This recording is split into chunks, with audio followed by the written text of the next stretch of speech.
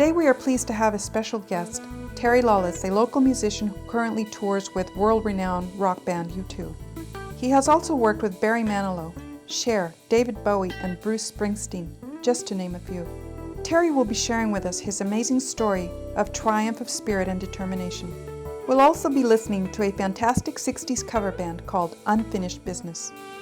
And keeping with the music theme, Guitars Not Guns is a local nonprofit organization that shares the life-altering gift of music with youth at risk, foster kids, and other deserving children. Join me. Grab a cup of your favorite tea or java. Be ready to be uplifted in spirit, touched in the heart, and inspired to find life resolutions. So relax and enjoy Conversations with Lourdes. Hi, Terry. Welcome to our show. Thank you, Lourdes. I am so pleased that you're here. I'm very glad to be here. And most of our viewers will be surprised to know that you reside in Santa Maria. 16 years. 16 Been in years. Santa Maria, beautiful Santa Maria. I love it here. Had a beautiful piece of ground out in Tepesquay Canyon for about 10 years, and now I live in the city. Wow, that's amazing. And how is it that you came to Santa Maria? Well, my wife and I used to drive up the coast to around the Carmel area, and on the way back we would stop and pick up newspapers looking for a big piece of ground, which is kind of hard to find in California. And we looked at one here in Santa Maria, and it really didn't do it for us. And the realtor called back a couple weeks later and said he found another piece and asked if we'd drive back up from the San Fernando Valley. And we looked at it, fell in love with it, and we moved in almost immediately. Wow. Now, when you say you moved in almost immediately, I spoke to your wife, and she said that no sooner had you moved in and you were back on tour. Well, I've been on and off tour since my wife has known me, and that's all my wife and kids has ever known. So it wasn't as difficult as you might think. She's a strong woman. Yeah, she is. Yes, I've had the pleasure of meeting her, and your daughter, Hannah. My beautiful daughter. Yes. Yes. I have two others that you didn't meet. Oh. But you didn't meet my son either, did you? No. 3 girls and a boy. Oh, you're very fortunate. I'm blessed. Yes. Tell us about how you got started in the music business. Well, I am a product of my education. I have to say I grew up in Council Bluffs, Iowa, where they had a great music program. All the way from about 4th grade on, I played the saxophone and eventually played the bassoon, and was voted an All-American in high school, and went to the McDonald All-American Band that you might see at the Macy's Parade and the Rose Parade in Pasadena, where they take 2 from every state. And from there things started to blossom a little bit.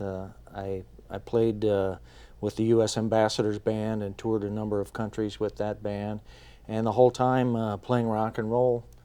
And it just all fits together at some point, and the stars align, and there you are. There you are, huh? Now, you say the stars align.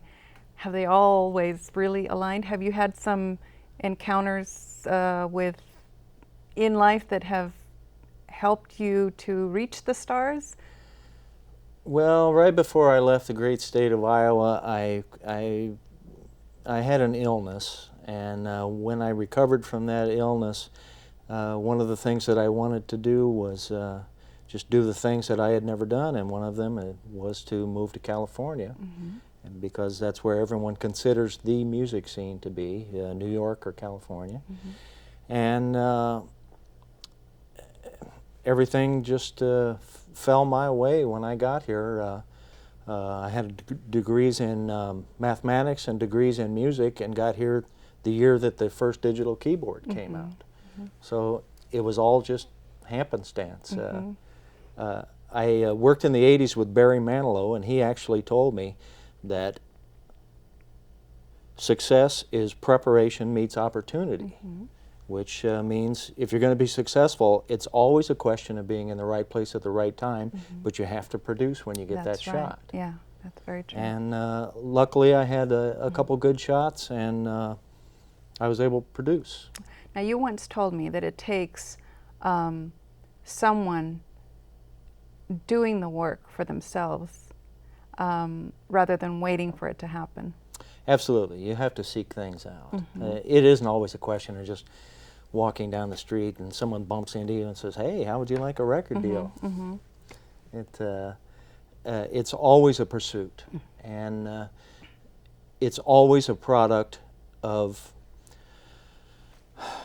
searching out what happened before you, because how can you know where you're going if you don't know where you've been? Very true. I am very studious about all the music that came before me, as far back as I can find it. Gregorian chant, up through the masters, through ragtime, through the Don Ho era, through Elvis, through the Beatles. And it's all just a progression, and if one of those things hadn't happened, maybe the other thing wouldn't have happened, you know. Maybe you hated disco, but because you hated disco, you went this direction with your music. So you have to credit disco for where you are in your music now. For having made that choice, yes. Let's talk about your illness. What happened? I had 2 different types of cancer within a 2.5-year span. And I was really heartbroken about it. I lost a lot of my friends, and it wasn't until I really decided that I wanted to get better that I was getting better. So that whole time it was quite a depression, and it just took a mental thing to come out of that. That once I decided to get better, that's when it started to happen, and I actually had to change a little bit about my life and change a little bit about the person I was, and be a little more caring about other people, and learn a little more about life itself, to tell you the truth. Now, how has that affected you when you get on stage? Well, I found out I live by one rule, and that is treat people the way you want to be treated. And that is a rule for me in life, but on stage, I still say you're just a product of who you are on stage.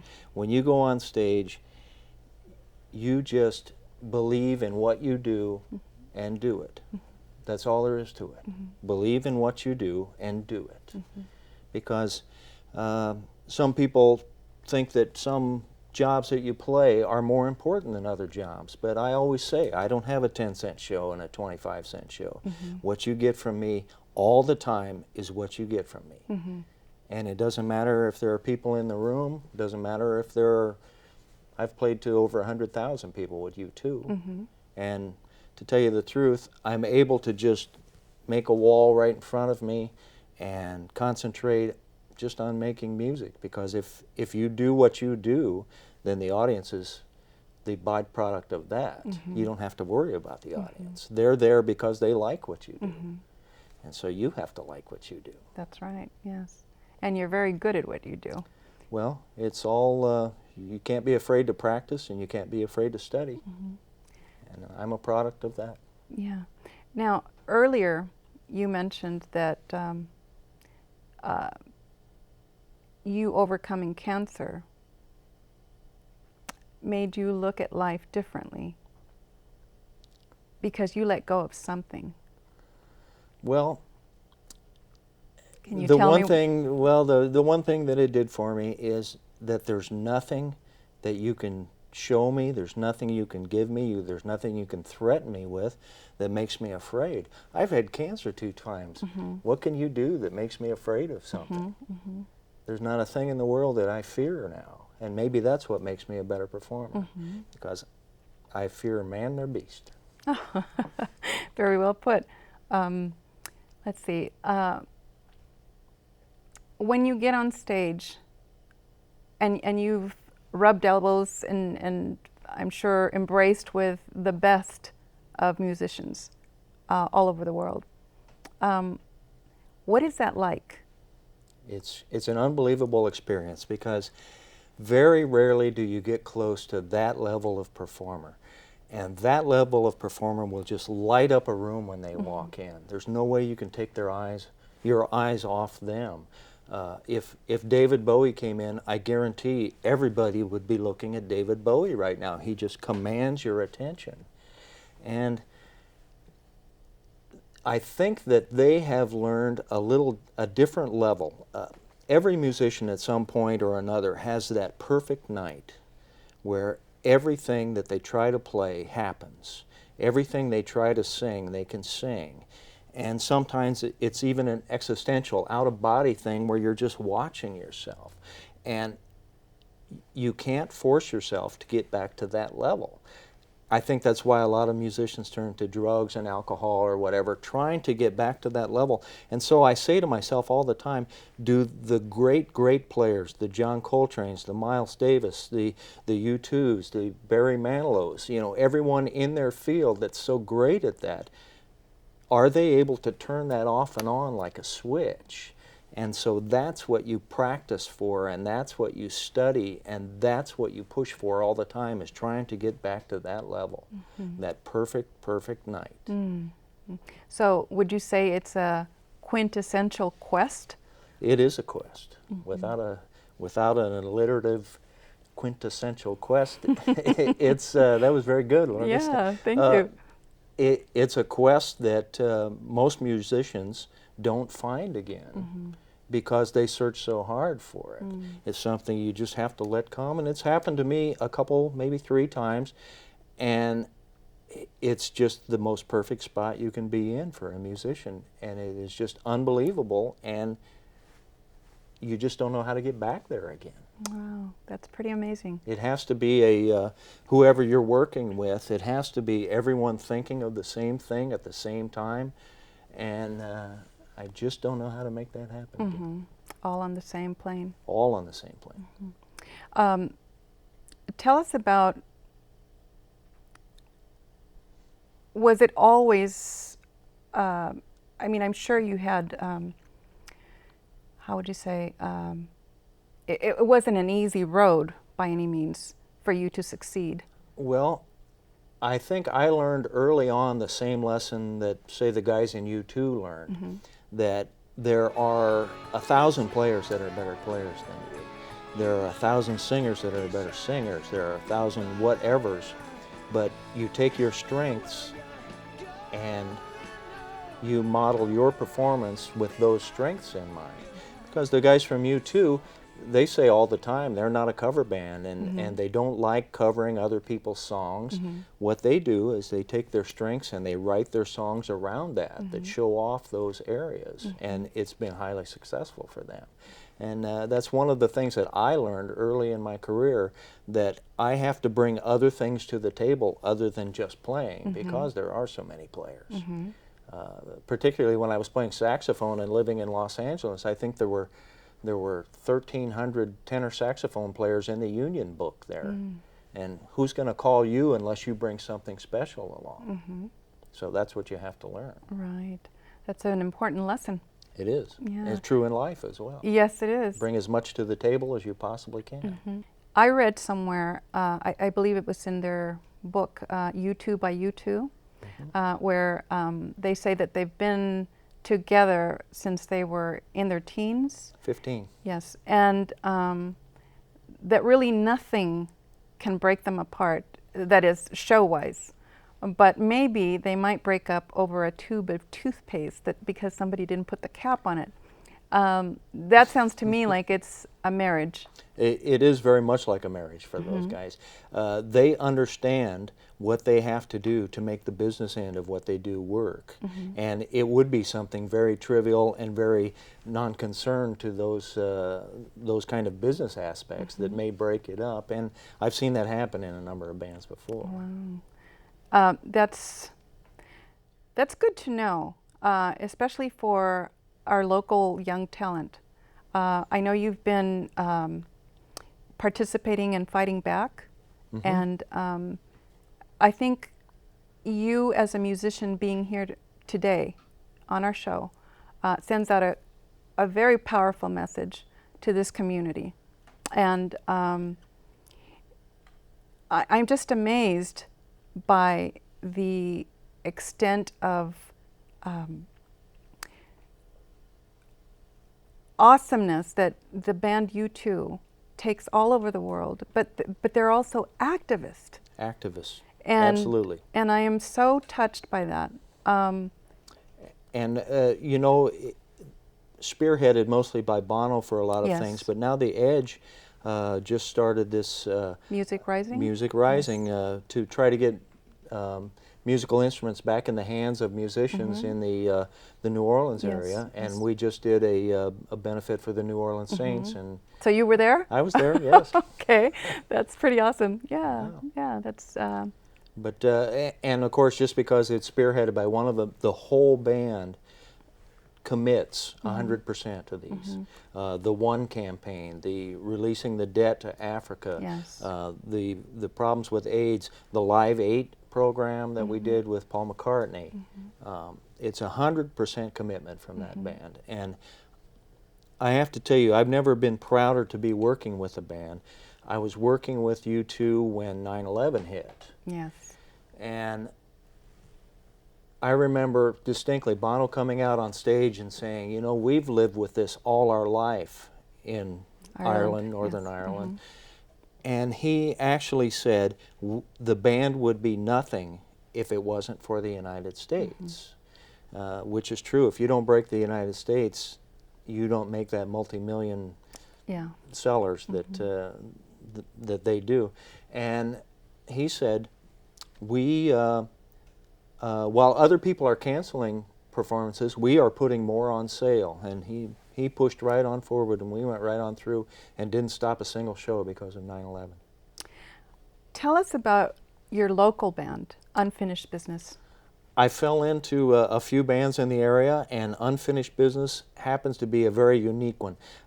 They are a 60s rock and roll band that is dedicated to being as authentic as possible to these 60s tunes, whether it's in the instruments, in the arrangements, the vocals, whatever they can do to make these as authentic as possible, they do it. And they're the only band in the area that does, as far as I'm concerned. Wow. Well, thank you for being here with us, and thank you to Unfinished Business as well.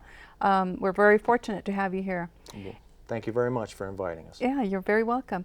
I also understand that you have musical instruments that pertain to that period of time. Right. You'll see some of the guitars, particularly, are vintage to that era, and the keyboards aren't, because we have too many different kinds of keyboards to try to stack 30 or 40 of them out there. But we try to be vintage whenever we can. But why? Is there a particular reason? It's a good vibe to start the, just when you're learning the tunes, to have exactly the instruments that, say, the Byrds used when they did that same tune. And they just want to be as historically accurate as possible. Like I said before, if you don't know where you've been, you don't know where you're going. Right, right. We're actually opening up next Thursday night for the Ventures, who are an authentic band from that era. And we hope to do some authentic 60s music before they start. Wow, congratulations. Thank you. Yeah. So the vintage guitars, if I understand correctly, it actually reproduces that authentic sound? Well, it'll be more of an exact sound. They used a different kind of wood back then, just because so much wood got used up in making these guitars. You don't have wood that's aged 20 years now. Right, yeah. They can only find it that's aged 6 years, so they make a guitar out of it, and it just sounds different. But it just puts us more in the mood. Well, let's listen to a song from Unfinished Business. Great. This is by the Byrds.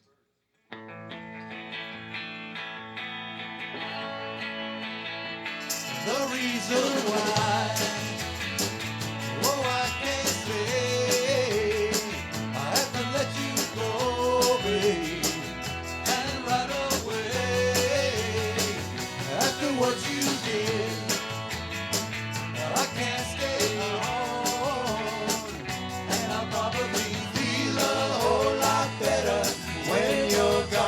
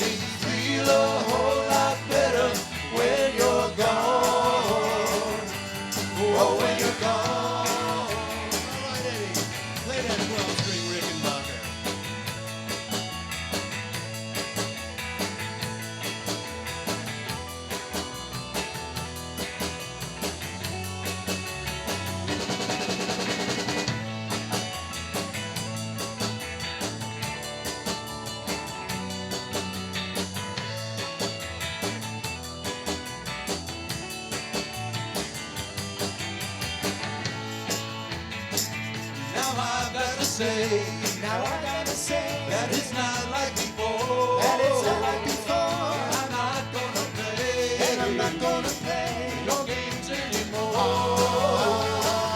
After what you did, after what you did. I can't stay on. And I'll probably feel a whole lot better when you're gone. Oh, when you're gone. Oh, when you're gone. Oh, when you're gone.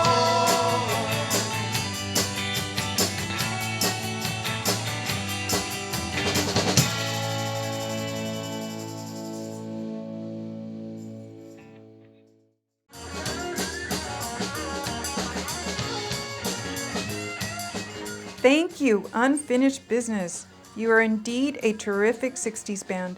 And now, I'd like to tell you about an awesome youth organization called Guitars Not Guns.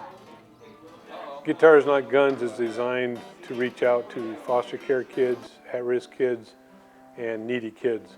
It's kind of a big umbrella we use to reach out to deserving kids, to teach them the joys of guitar playing, and hopes to pull them away from substance abuse, gang violence, and violence in general, both in and out of the school. It all began in 1992 when a foster parent couple got the idea to help foster kids by giving them guitars and lessons. Today, there are numerous chapters throughout California. The nearest chapter of Guitars Not Guns is in Arroyo Grande. It's led by a warm-hearted deputy, Dale Anderson, and supported by committed and talented volunteers. The organization provides each student with a starter kit and small group guitar instruction. Basically, it's an 8-week course, 1 hour a week, and we teach them basic guitars from 6 chords, some strumming, scales, and try to get them to a point where they can maybe play some songs, at least introduce them some songs by the end of the 8 weeks. And after the 8 weeks is completed, we give it like a little recognition ceremony of their accomplishments. And at that time, we present them with the guitar and gig bag that they've been using throughout the course. Kind of our way of encouraging them to continue their newfound skills and take it with them in the future. These youngsters are living proof that making music lifts the spirit and empowers them to meet challenges. The kids also have a lot of fun. Well, I like playing the guitar, and I've been playing it I've been in this class 2 times, last time and this time, and I'm taking another guitar class on Thursday from 3 to 4. I started the program about like a couple weeks ago, not when it first started. But when I got into it, I definitely wanted to keep coming because it gave me a few more lessons and tricks to put up my sleeve, and I've been having pretty fun time. One of the goals is to help kids channel their emotions in a positive way. They also mentor one another. No, I just want to come out and play so I can learn how to teach my brother, and then so that he doesn't do anything wrong, so he has something to play with. I think I'll help him to stay calm and not get as angry as he gets. Guitars Not Guns helps students deal with their inner struggles through the awesome gift of music. It just helps me from when my foster parents make me mad or something. I just go in my room and play it, close the doors, turn on my music, play along with it. Helps me calm down. They find that channeling their emotions through playing music gives rise to their voice and strengthens their confidence. Well, if you're going to pick up a guitar, just find your own voice on it, play whatever you want, do whatever you want with it. Just let it be a guide in life. And the teachers are great. A couple of my best friends up in here. Guitars Not Guns is primarily supported by volunteers who give of their time teaching kids to play guitar, help with fundraising, or contribute with generous donations. I've been here since it started. almost about 8 months ago. This is our second group already. Dale, the president of the organization, I work at a barber shop. I was cutting his hair, and he knows that I played music, and he asked me if I would be interested in this type of thing. And he brought me a booklet, and I read the booklet, and I thought it was really interesting, since I worked with juveniles before in the past.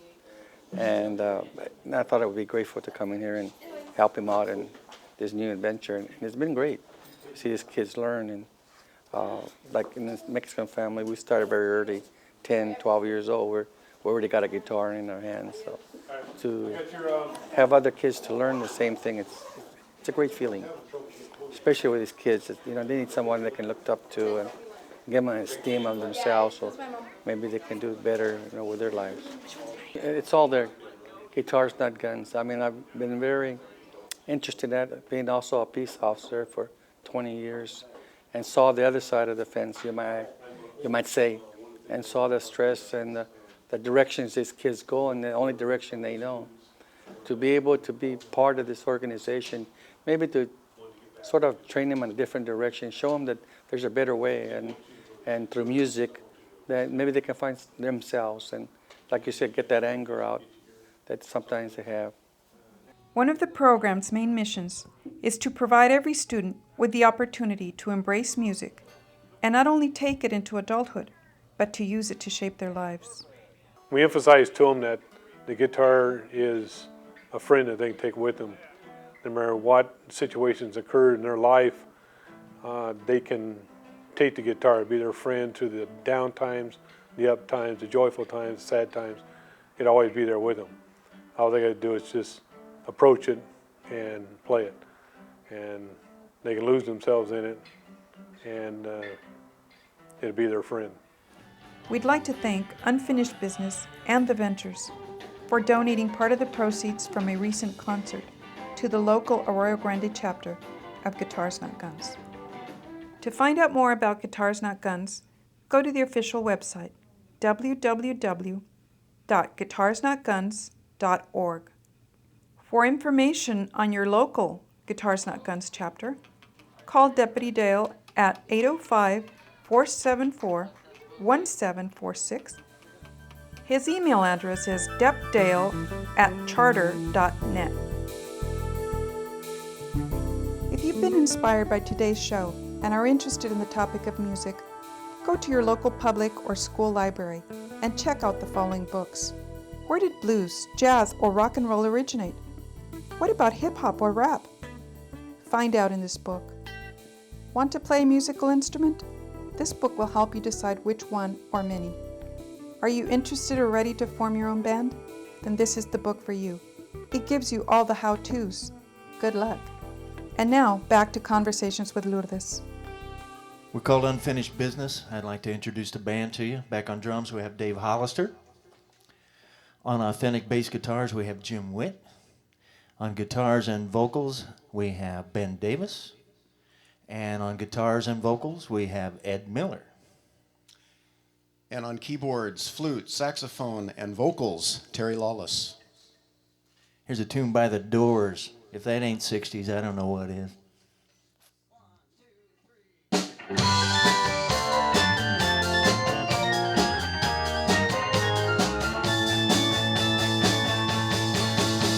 You know that it would be untrue. You know that I would be a liar if I was to say to you, girl, we couldn't get much higher. Come on, baby, light my fire. Come on, baby, light my fire. Try to set the night on fire. The time to hesitate is through. No time to wallow in the mire. Try now, we can only lose, and our love become a funeral pyre. Come on, baby, light my fire. Come on, baby, light my fire. Try to set the night on fire.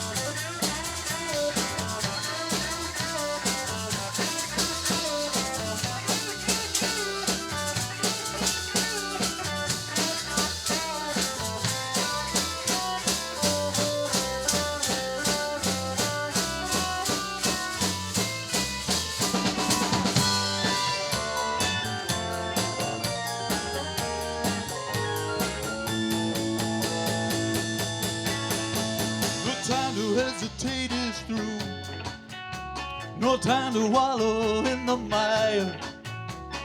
Trying to we can only lose, and our love become a funeral pyre. Come on, baby, light my fire. Oh, come on, baby, light my fire. Try to set the night on fire. You know that I would be untrue. You know that I would be a liar if I was to say to you, girl, we couldn't get much higher. Come on, baby, light my fire. Come on, baby, light my fire.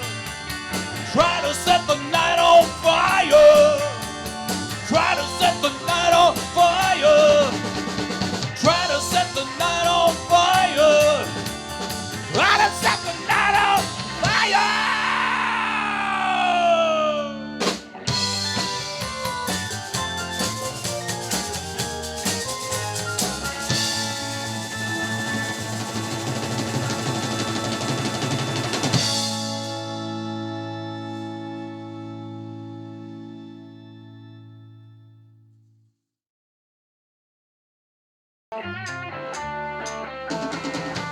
Asked the girl what she wanted to be, and she said, baby, can't you see? I want to be famous, star on the screen, but you can do something in between. Baby, you can drive my car. Yes, I'm gonna be a star. Baby, you can drive my car. Baby, I love you. Prospects were good, and she said, baby, it's understood. Working for peanuts is all very fine, but I can show you a better time. Baby, you can drive my car. Yes, I'm gonna be a star. Baby, you can drive my car. Baby, I love you. Beep, beep, beep, beep, yeah.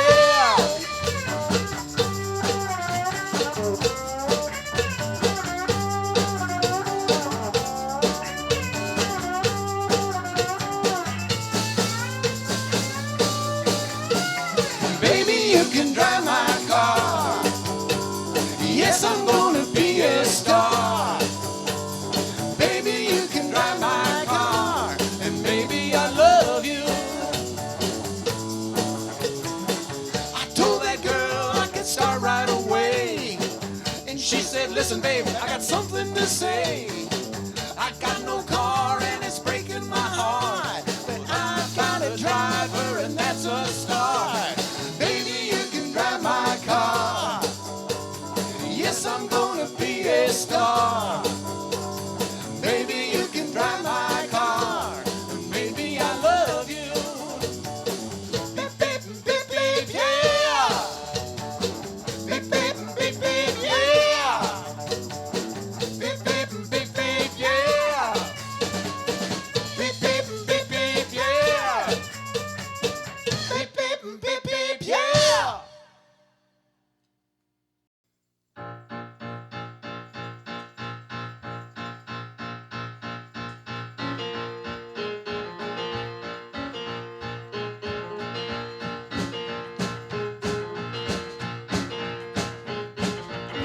Give me a ticket for an aeroplane. Got no time to take a fast train. Oh, lonely days are gone. I'm coming home. Well, my baby, she wrote me a letter.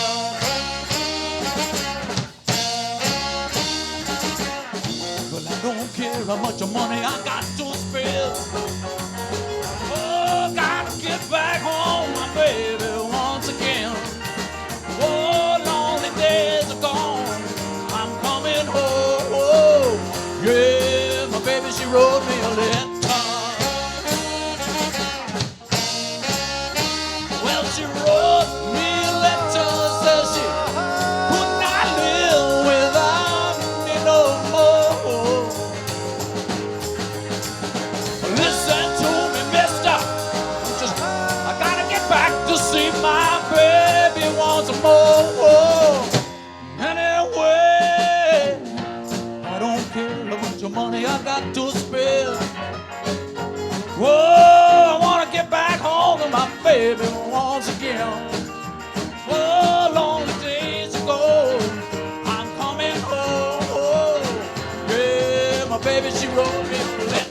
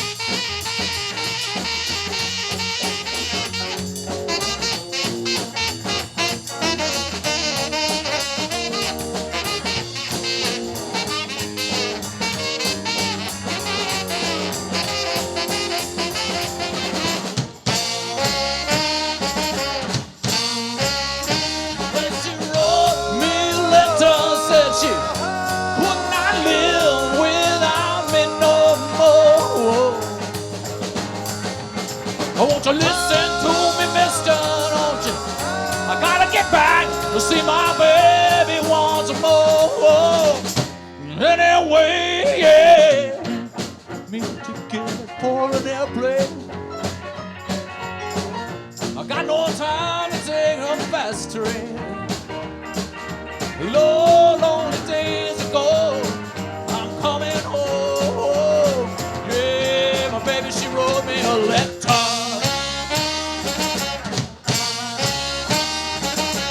My baby wrote me a letter. My baby wrote me a letter. She said, baby, my baby wrote me a letter. Lord, I miss you so. My baby wrote me a letter. Oh, baby, my baby wrote me a letter. Can't live without you no more. Me a letter. My baby wrote me a letter. My baby wrote me a letter. My baby wrote me a letter. My baby wrote me a letter.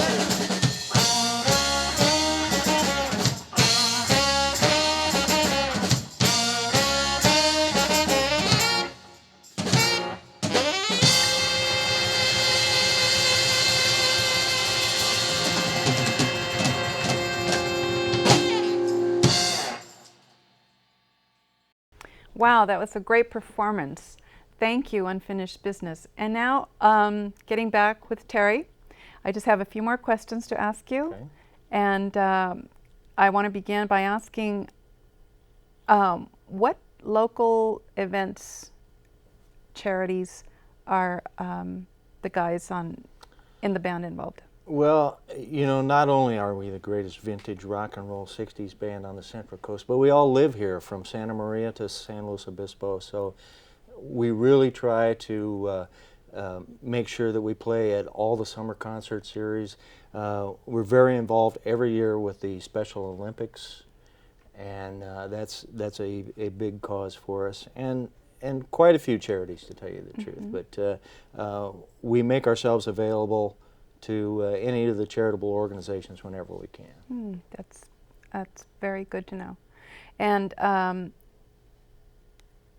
I want to ask you to say something that will inspire upcoming musicians of all ages.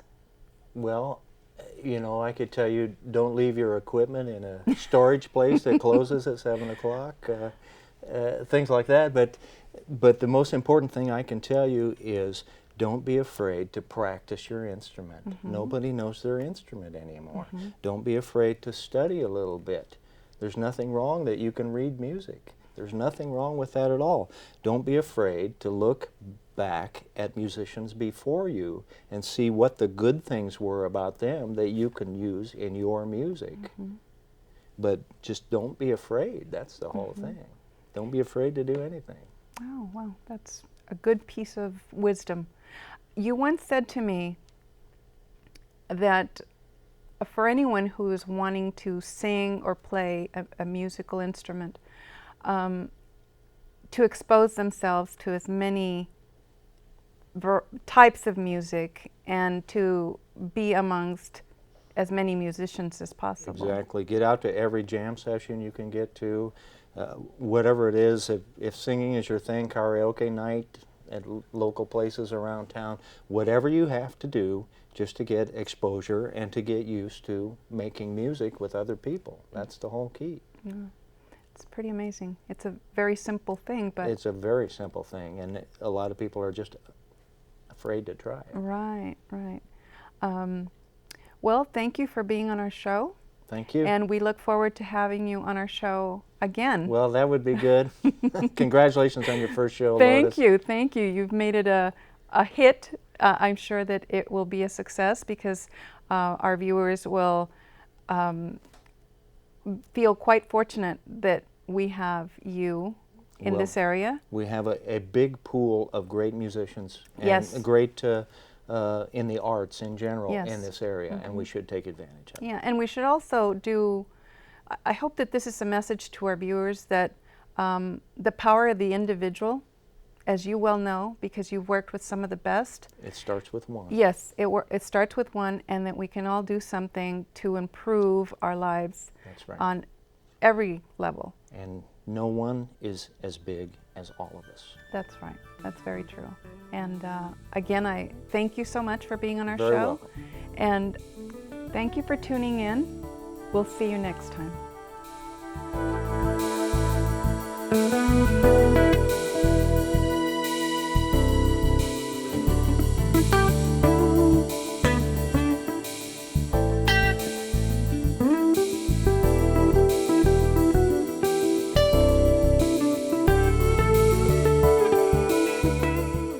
I'd like to thank my guests. Unfinished Business. For bookings, call Ed at 805-929-5211 or email him at unfinishedbusiness@charter.net. Visit Unfinished Business on the web at www.unfinished-business.org. I'd also like to thank our sponsors for helping make our show possible. Klondike Pizza, Salisbury Winery. Salisbury Winery also features national and international artists, photographers, and sculptors at its gallery, and every 6 weeks has an exhibit opening to introduce a new artist. I'd like to mention that a percentage from the sales of their Merlot wine with the Estrada label goes to a retirement fund set aside for its field workers. House Red Band.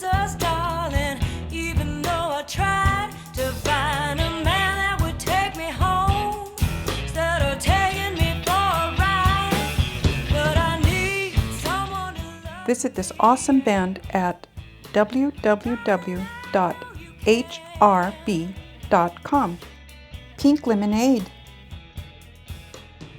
Maggie's Beauty Salon. Thanks, Medium, for a great do. Thanks, Blanca, for touching me up with a beautiful face. Santa Maria Inn Barbershop. Cesar, you're a pro. Santa Maria Community Television. Ellen Hancock College. A special thanks to Mindy, Hannah, Bowie, and Terry Lawless for their warmth, patience, and support with my project.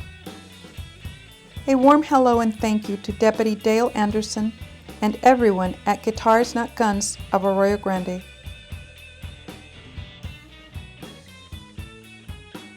This show is dedicated to my parents, Papa Juan and Mama Lore, my children, Juan Felix and Veronica Jacinta Ibarra, my mentors, Mrs. Kepke and Ken Hill, to all the children and youth whom I've assisted, but who have inspired me and taught me, to the Santa Maria Bonita School District, especially everyone at Fessler Junior High, and to a special lady, Robin Smith, for her encouragement and guidance with this project.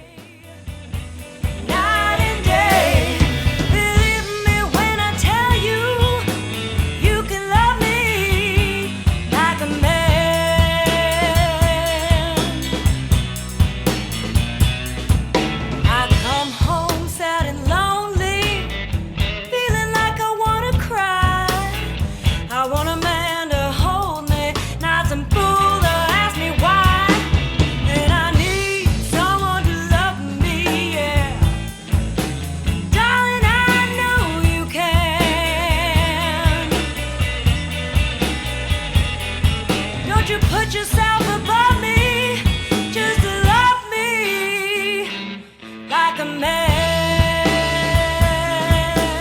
Thanks for watching. We'll see you next time.